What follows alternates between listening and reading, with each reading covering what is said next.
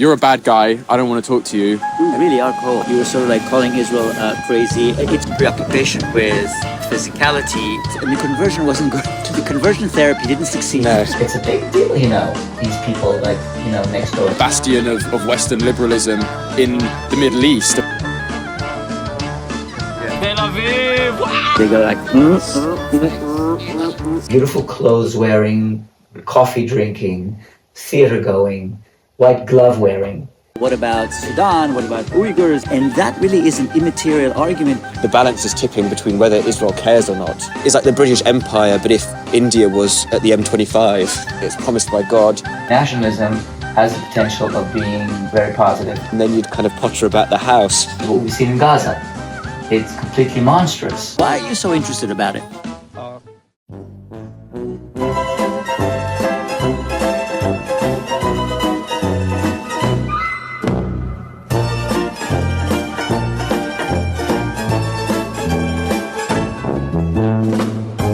Excellent. I think that's We're here today with Professor Yaron Peleg, and you've got your new book out, The New Hebrews. One of the things that I thought was especially interesting about it was the section on the new Hebrew body. This probably the idea of the body, of the new Jewish body, is really the inspiration behind this whole project, because what we're seeing now with the super militarization of Israel and the conversations about the new Sparta began with this idea of a new Jewish body and the sense of embarrassment that Jews were made to have. What I was particularly interested in is to have people think about Israel's obsession with militarism and power and force, and the origin of it from a sense of inadequacy. One of the interesting things about that was that existed sort of pre-Zionism, dating it back to sort of the mid-19th century, and it wasn't initially for the creation of a Jewish state, but for Jews to be integrated into those European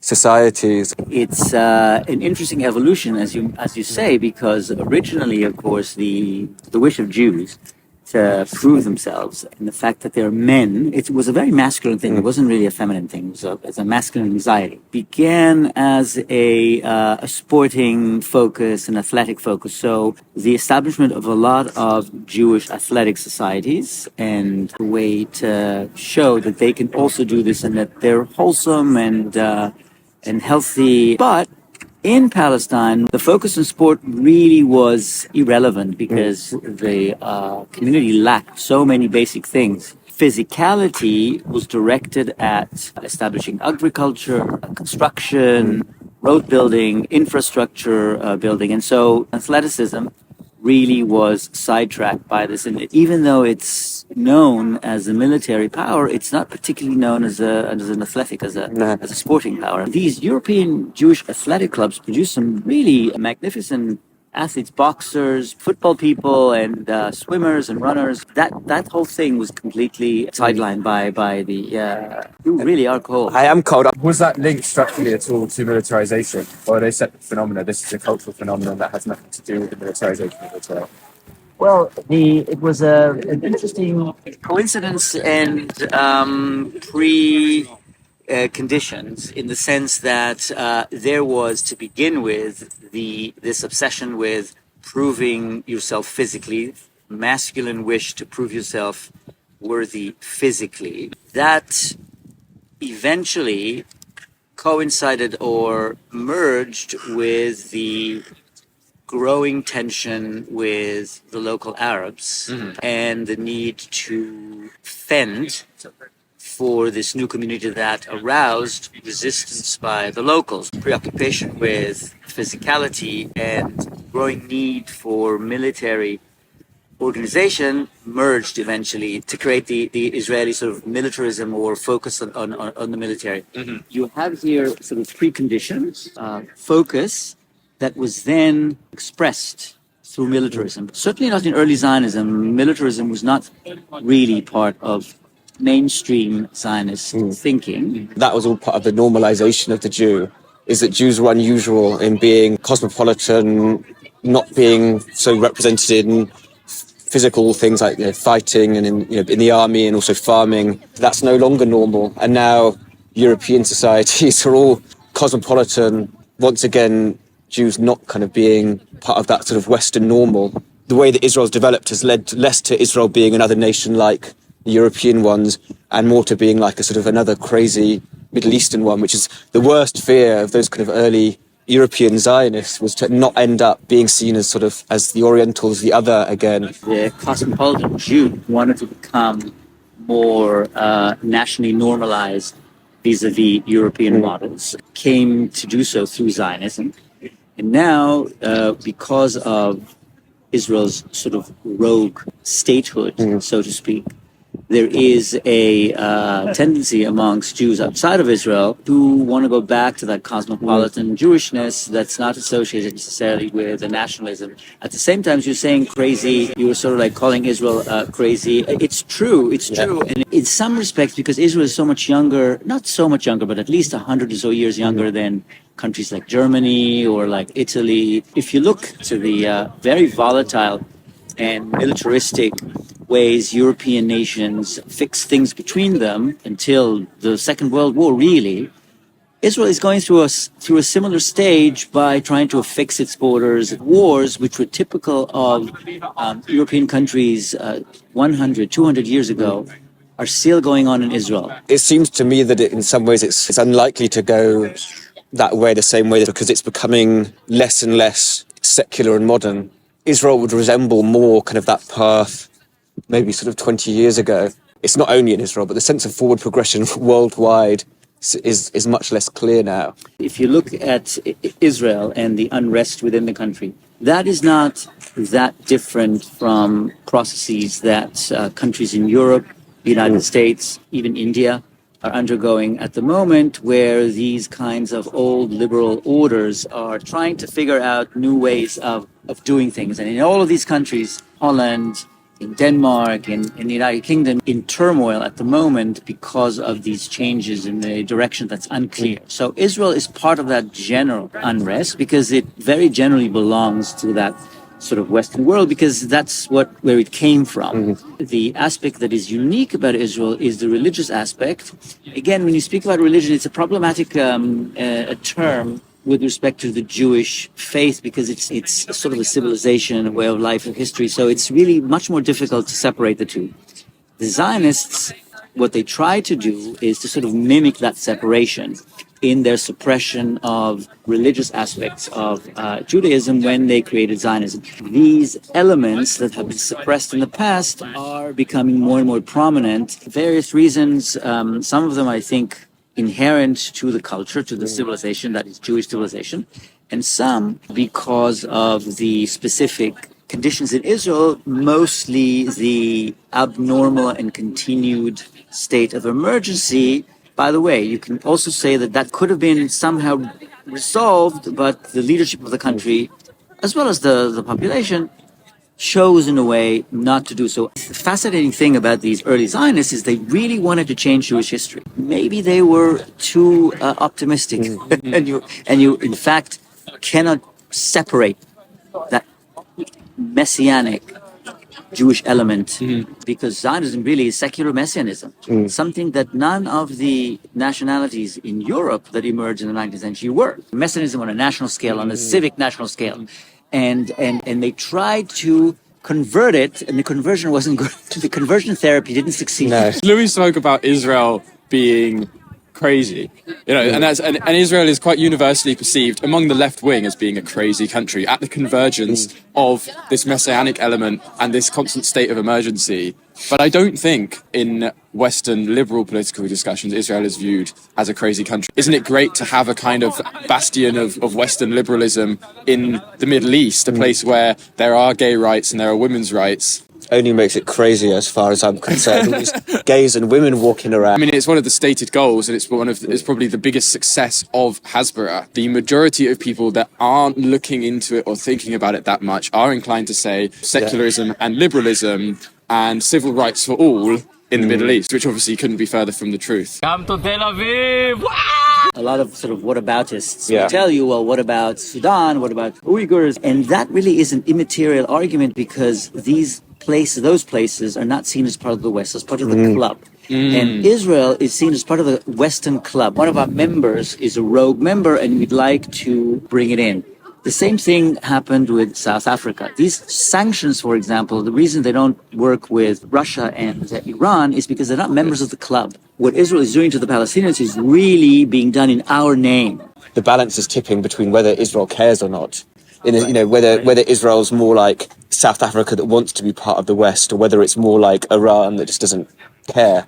A lot of the criticism towards Israel today uses sort of post-colonial jargon, and I think it's an irrelevant category because different kinds of concepts need to be applied to it that would probably be more efficient in reining Israel in, because the colonial attack angers a lot of Israelis who really don't see themselves as a colony. Mm-hmm. But I'm not saying it just in order to plague the Israelis. I think that conceptually, you really need to think of a different concept. We don't tend to see the imperialism within our own societies. It's much easier to do it in Israel because of the military expression of it, with the weapons and the destructiveness of these elements of imperialism. So absolutely. For example, I have a good friend, a historian of Israel called Yaron Kaplan. I think we talked about him.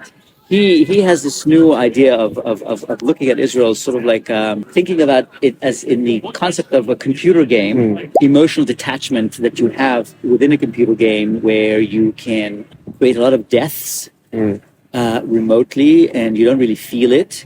It's sort of this sort of completely callous interests that operates in a vacuum almost. I think there's a lot of credibility in that when you see the way that Israelis talk about Palestinian lives and their motivations and stuff like that. And it often does just boil down to, you're a bad guy. I don't want to talk to you. We're doing our thing over here. It's not in an explicit sense of like, these are points in a video game, but that's the amount of thinking that a lot of IDF soldiers will just go to that. And I don't think that video gamification of war comes from Israel. It's talked about it by Baudrillard in the case of the Gulf War, which was seen in the West as like a war with no casualties, and that's because it had no casualties for Americans. People did die, but it was the first kind of war that was fought like a computer game with drone strikes and sort of like almost like sci-fi movies. They go like they are operated remotely by people who sit in rooms somewhere in the center of Israel. Yeah.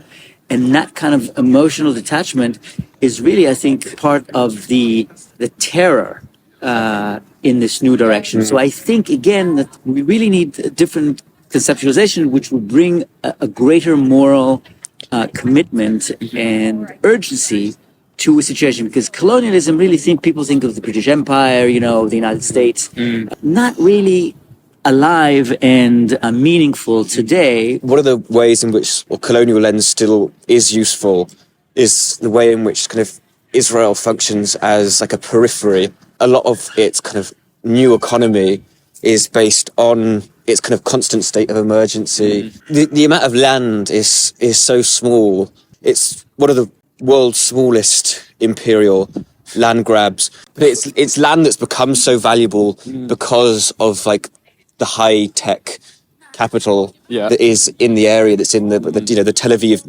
metropolitan area, which does extend all the way to the West Bank. It would be like, it's like the British Empire, but if India was at the M25. And I think this is one of the reasons why Israel hasn't normalized its situation, is that its existence has been so abnormal the entire time that it can't really.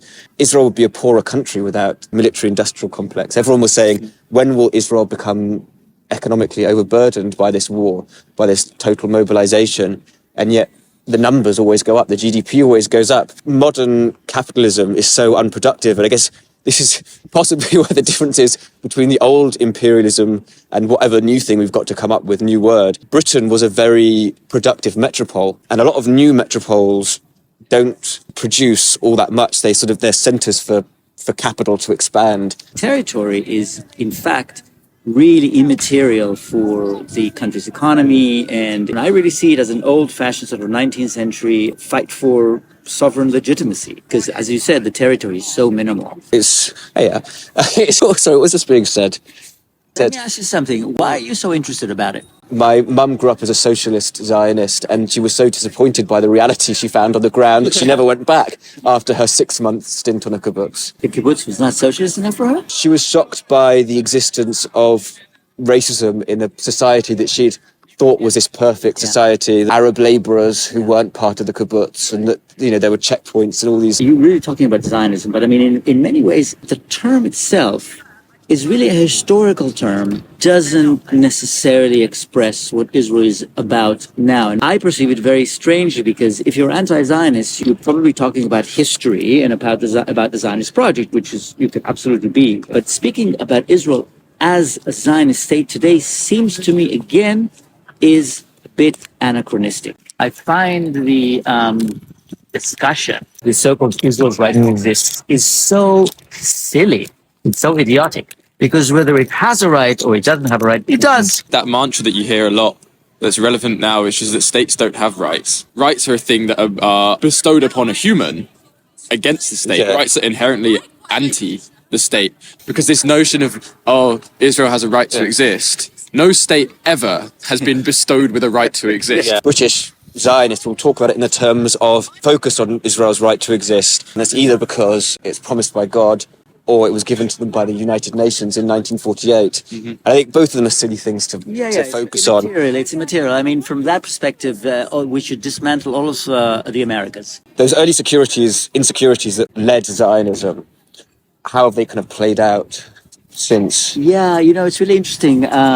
This is, I think, probably one of the most successful aspects of the Zionist revolution has been that complete overturning of that image of the Jew as weak and passive. In some respects, the opposite is true. It's sort of like it's grown into almost a grotesque image of masculinity and power and force. This is what I mean almost when I say that I at a certain point in my life was surprised by the existence of Israel, is because that so didn't exist to me and to my family. Jews in the diaspora have this very Israelified idea of Jewishness. For me, being a Jewish man meant that you would be short and weak, and then you'd kind of potter about the house. From that perspective, the Zionist revolution was a massive success. Yeah. Absolutely. I had a colleague here, and I'm a little person, okay?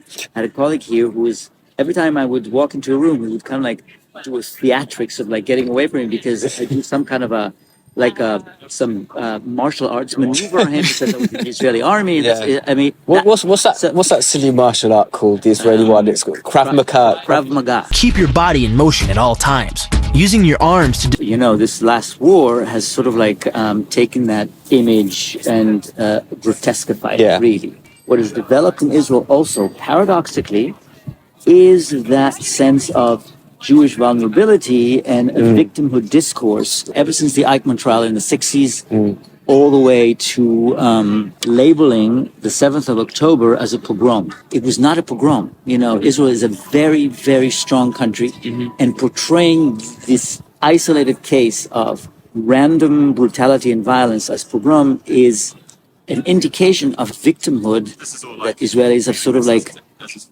resurrected. For me, as a historian, it's a really problematic development. The label pogrom in that case is so interesting, because on one hand, there's someone who wants to use that phrase because it makes it clear that Israel's the victim, that Jews are weak, and that the world needs their sympathy. But on the other hand, there's a lot of reason for Zionists not to use the phrase at all, because it completely undermines the Zionist project.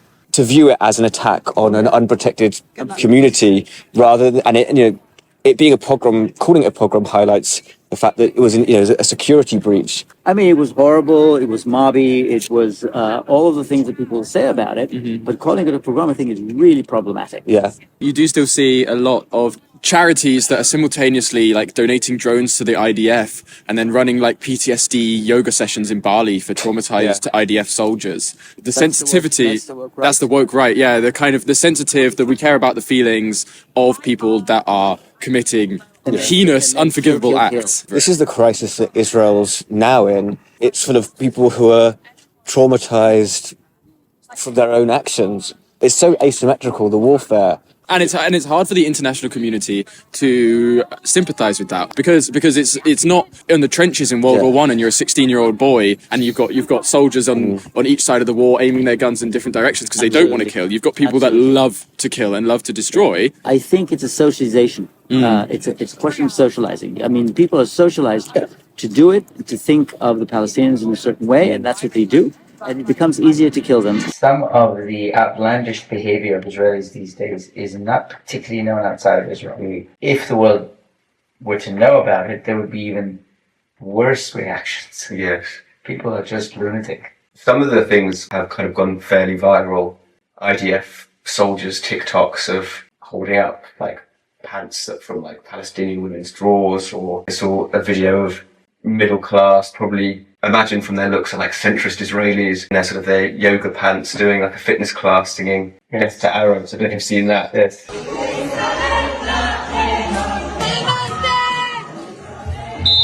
One of the most shocking recent events is the IDF lawyer who framed their suicide because it was so much danger from having exposed torture, sexual abuse in Israeli prisons. She was exposed to a lot of hatred and venom online that caused her to fake her suicide. Yeah. There isn't really a public denial of the rapes. It's more just like an anger of the exposure. And I think that comes from... No. People are angry with her for thinking there's anything wrong with it. Nationalism has the potential of being very positive in that it gives people a sense of identity, a sense of purpose, and a sense of community.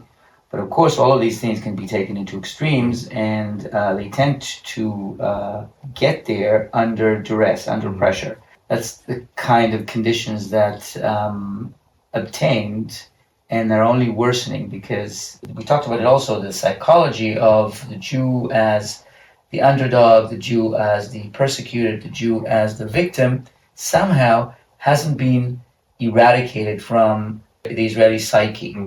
The tendency is to overreact. When somebody, for example, who feels vulnerable and under attack, they lash out in despair against whomever they perceive to be threatening them, not really thinking that they will overcome that or they will win. But when you are doing this at the head of a very powerful army, the result is what we've seen in Gaza. It's completely monstrous and out of proportion and completely devastating. And I think that's the key thing about the key paradox and frustration about, Israel 100 years from its establishment. Most Israelis wouldn't analyze it in that way. They would still think that they are under attack and that they're persecuted and that they are under threat. And it's really interesting how the sort of ring of fire that the Iranians were building around Israel with Hezbollah and Hamas and the Houthis, they turned out to be really paper tigers. But it still doesn't seem to be having any effect in Israel. Very bit by bit, over decades, policy seems to be coming not out of like a program, but sort of just as random reactions to specific events. That's precisely what they are. These are random reactions, and I think that's one of the reasons. That's another argument against labeling Israel's actions as colonialist. Because a colonialist has aims in mind, they have a territory in mind, and they want to grab it. And I'm not sure entirely if I'd agree with that distinction between old European colonialism on those grounds, because the British Empire was almost acquired by mistake in a similar way. If you had different trading posts, capitalistic opportunity, yes, absolutely. Messianic nationalist opportunism, where you have different set parts of the government. Some are, wholly ideologically motivated, your sort of Ben Gvirs and Smotricks. Netanyahu's historical role was kind of just being an intermediary between the Israeli center and the Israeli right. And it's true, but these national religious coalition is a recent thing. And in the past, most of Israel's wars were reactive wars. Okay, most of them, not all of them, but most of them. The Lebanon War is a case in point. It wasn't sort of like a policy that was directed centrally, written about, and then acted on.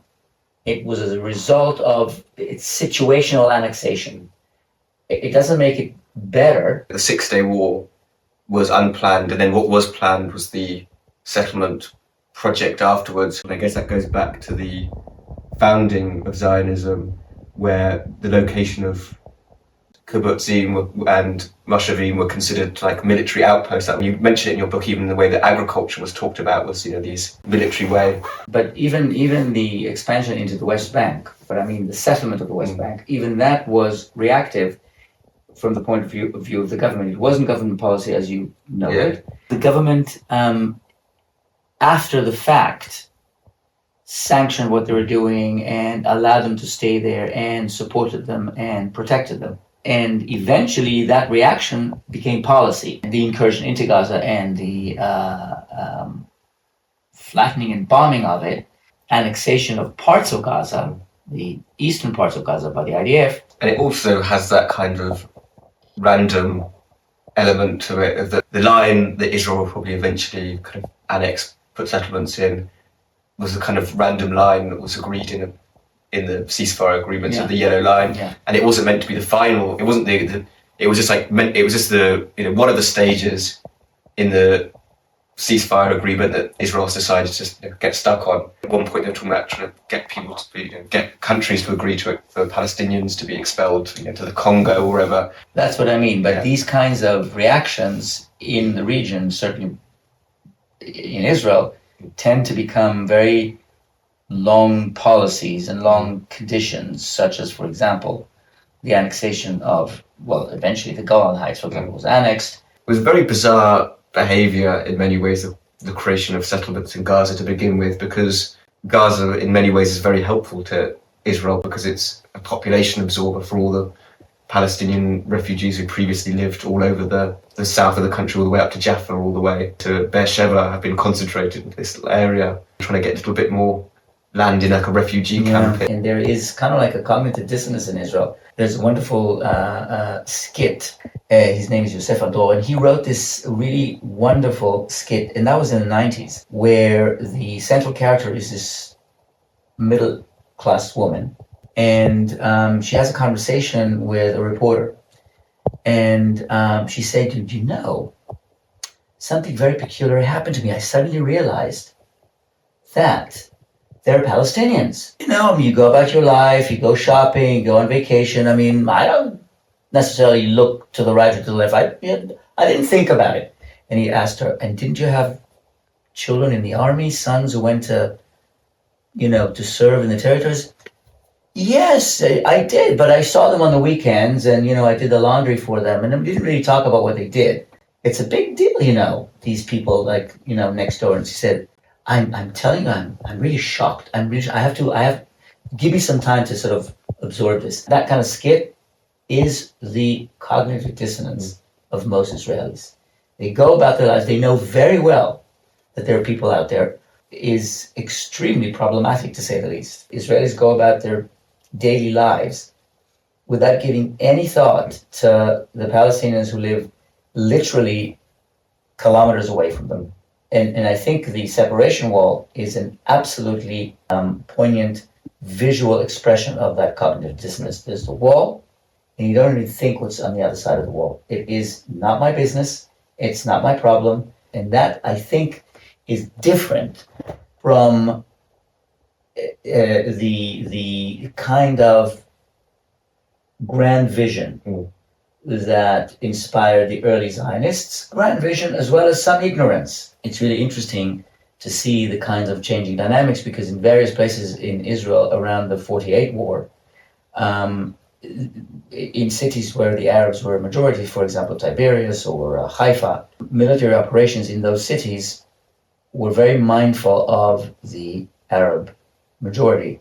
When people ran away or were removed, and the ratio of the population ratio changed, the military actions became more bold. The point of the story is to clarify the fact that the Arab majority, the Palestinian majority, was very much in the minds of the Zionists, and I'm not sure they knew what to do about it. The main takeaway, I think, from this exchange is the reactive nature of Zionism and its quote-unquote accidental growth. Combination of policies, chances, opportunities, reactions. One thing I wanted to get you to give light on is how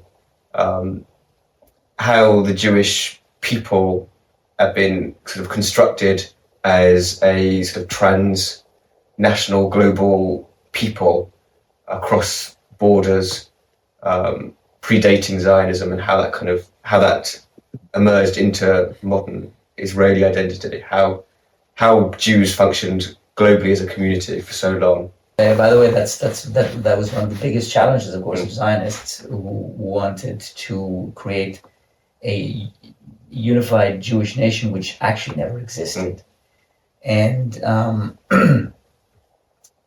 there were connections, and there were common denominators, and there were affinities, of course, between Jews that were spread throughout the world. It was a very loosely defined community. It didn't really have any kind of governing bodies. They didn't need to be living side by side and aligning their different traditions and adhering to a unified one.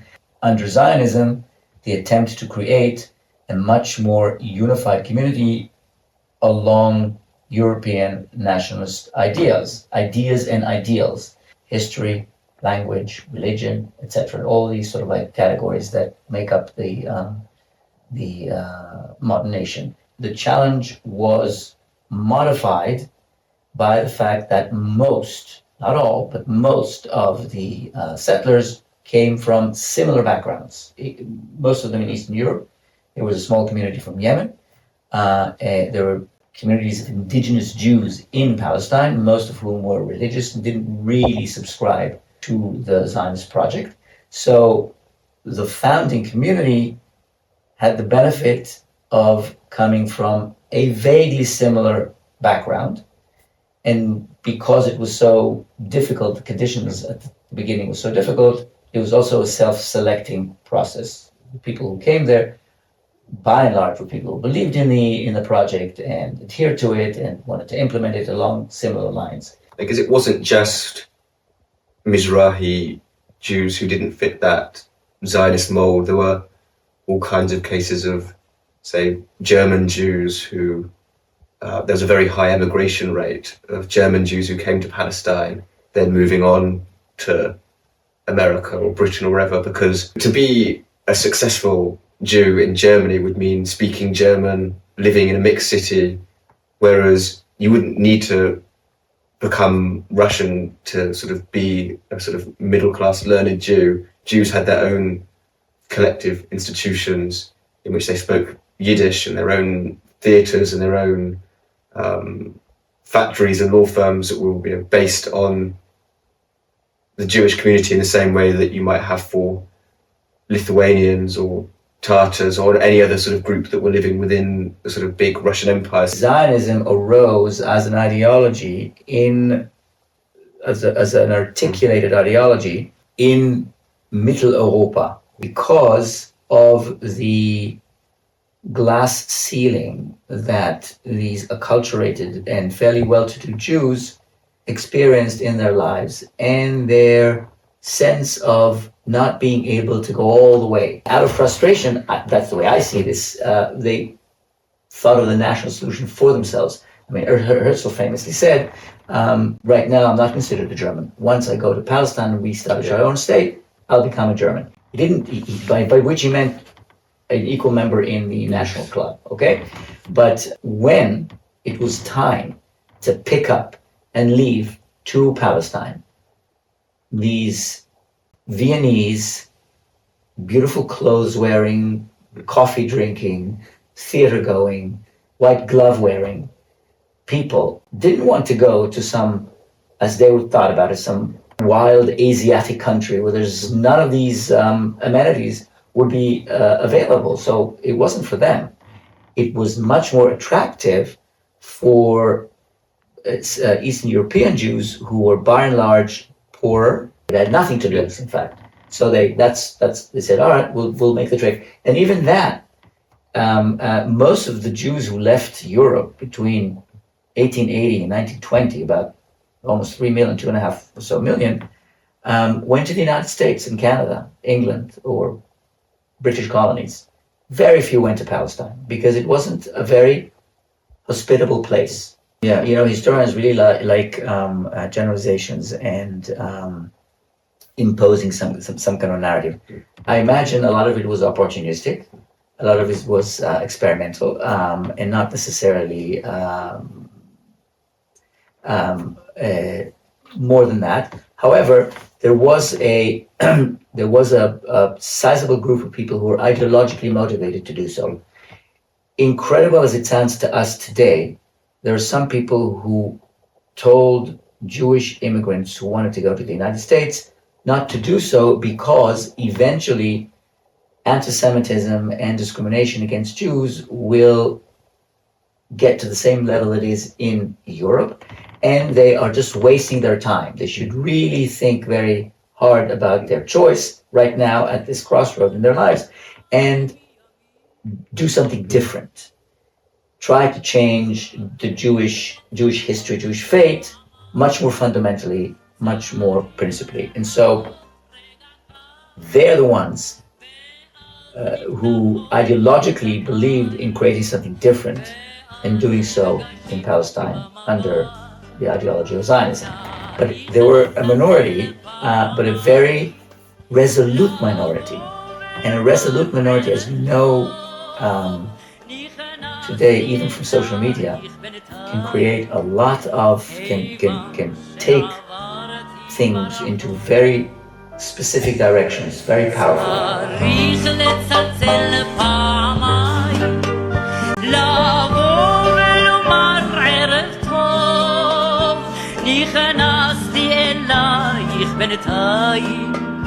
כיוון שעברתי ברחוב